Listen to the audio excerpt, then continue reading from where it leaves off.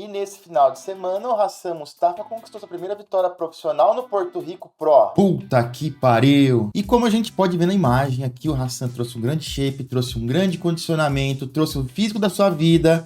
Com filtro, até eu nessa porra. E 2 dias antes do show, o Hassan postou imagens aí dele posando em 4K. Vai se fuder.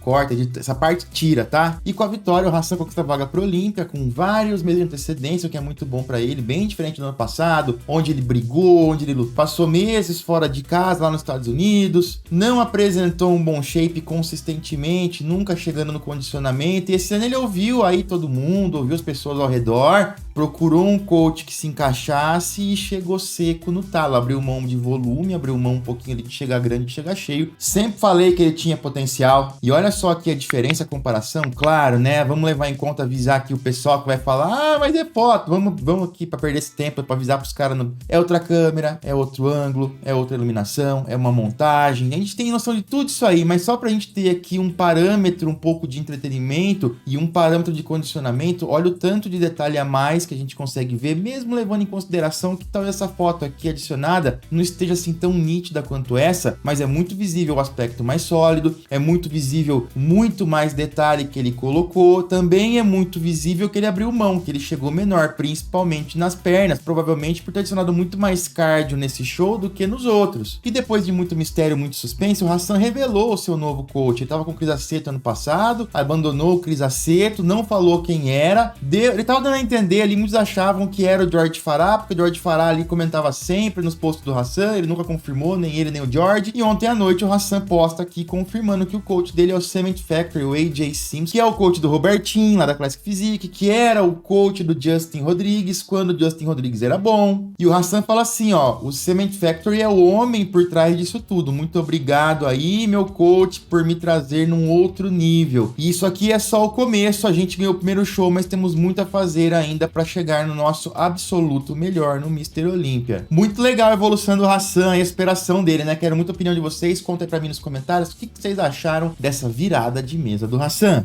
E antes de continuar aqui, vamos falar um pouquinho da Growth, nosso patrocinador. Whey Protein concentrado, 80%, proteína de extrema qualidade e o melhor de longe, o melhor custo-benefício em Whey Protein que você vai encontrar. Qualidade, variedade de sabores, entrega rápida, você encontra na Growth. Quero também falar aqui do Raze pré-treino super potente, com ingredientes-chave em dosagens efetivas, para te dar mais energia, retardar a fadiga e tornar seu treino ainda mais eficiente. Corre lá então, gsplementos.com.br e não se esquece, usa o meu cupom, o cupom Chain. Sempre que você compra Growth, você ajuda e apoia muito a gente aqui a continuar produzindo conteúdo de qualidade para vocês. Obrigado. Tem muita coisa do Horse saindo indiscutível, que é um dos caras que mais produz e que mais tem gerado conteúdo aí. Muito se discute no Horse, na Classic Physique, são suas costas. Ele vai conseguir trazer as costas no nível que ele precisa. Ele tem consciência que seus dorsais, que as suas costas são o ponto fraco do seu físico, que ele tem que melhorar, ele tá marretando muito nisso, na minha opinião melhorou bastante já. Ele postou isso aqui ontem e falou assim, ó, até 7 de dezembro isso aqui vai estar dobrado, fotinho pós-virose. E aí ele explica aqui, olha só, girar os cotovelos pra mim desfavorece em mais aspectos que posar assim, quer dizer, ele não tá girando tanto o cotovelo dele assim. Imagina só que o seu grande dorsal, ele tá preso basicamente aqui, tem um ponto aqui. Não é tão simples assim, não é só isso, mas aqui são basicamente os 3 pontos que seu grande dorsal tem. Quanto mais próximo um tiver do outro, mais contraído ele vai estar, mas nem sempre a gente quer eles contraídos ao máximo numa pose. A questão é a seguinte, quando você gira o ombro, quando você roda o ombro nesse sentido, assim, uma rotação externa, você tá levando esse ponto aqui lá pra frente, distanciando um pouquinho mais. E quando você baixa a escápula junto com isso, esse ponto tá indo um pouco para frente e um pouco para baixo, ele vem para cá.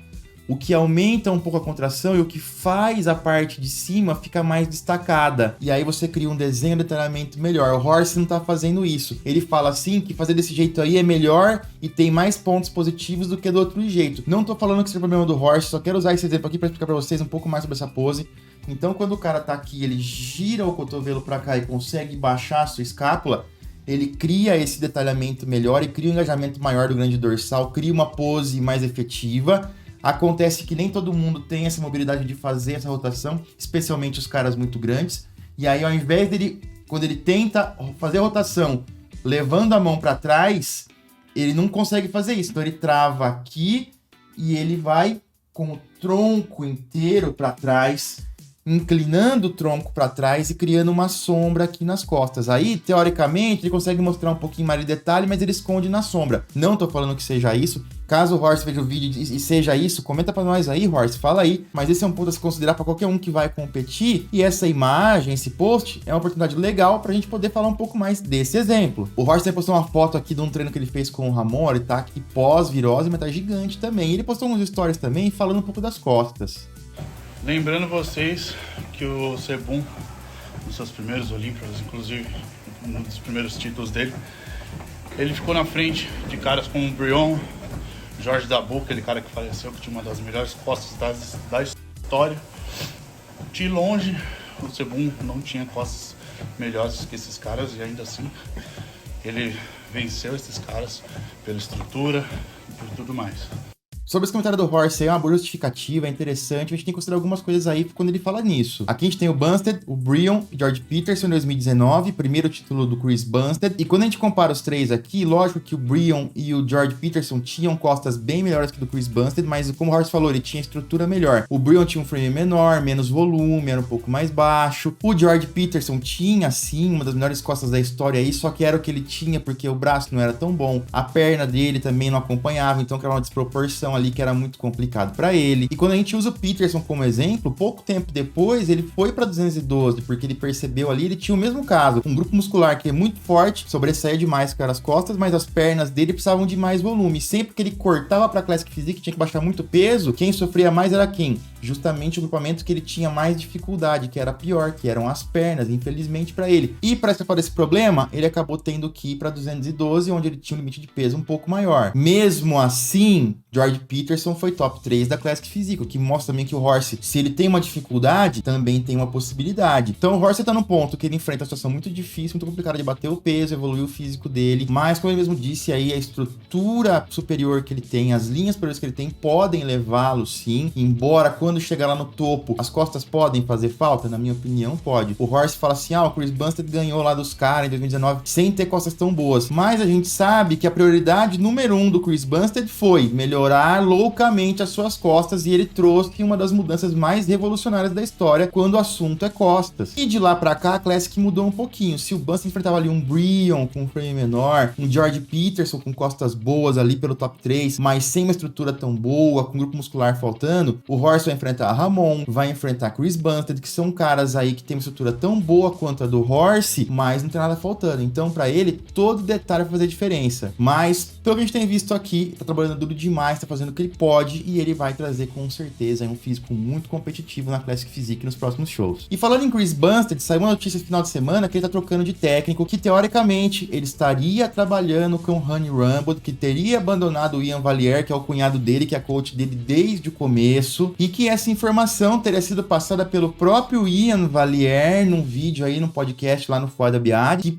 saiu no ar no primeiro momento e foi cortado em seguida, porque não era pra colocar. O Ian fala assim, vou contar em primeira mão pra vocês que o Bumstead tá trabalhando agora com o Honey Rumble para sua preparação para o Olympia 2022. Ninguém sabe ainda. O Nick Tridilli alega aí que várias fontes disseram isso pra ele, mas que ele não conseguiu encontrar porque foi cortado esse trecho do podcast. E esse fato aqui foi desmentido por diversas pessoas, inclusive aqui o Ian Valliere falou assim, bodybuilding bullshit tá certo, tipo, o Nick Tridilli tá certo, e deu uma risada. Diversas outras fontes também, pessoas que disseram que assistiram ali o podcast, falaram que não foi bem assim, não foi nada disso. Ele falou assim que o Chris tá sim tendo conversas com o Honey Rumble, mas é uma ajuda em aspectos psicológicos e mentais. Aí a gente sabe que a pressão vem batendo no Bumstead e não tem nada a ver com treinamento, com dieta, alimentação, é só a parte psicológica e mental do game. Quanto é verdade, quanto é mentira, a gente não sabe, mas eu vou continuar acompanhando pra vocês aqui, continuar apurando, e assim que eu tiver mais informações eu trago pra vocês, mas eu quero a opinião de vocês em relação a isso aí. O que vocês acharam disso, né? Do Bumstead procurando um coach extra pra suporte psicológico aí no jogo mental. Vê se o Hassan precisa disso. Hassan, tamo junto. E olha só também, fim de semana cheio, hein, cara? Olha só, o Ramon postou um storyzinho ontem, no fim da tarde. Olha como tá. Meu Deus do céu, cara. Como tá a condição desse animal. Depois ali, Horst e Ramon juntos. juntos. Mas voltando aqui no storyzinho, que condicionamento de off-season do Ramon. O bicho é totalmente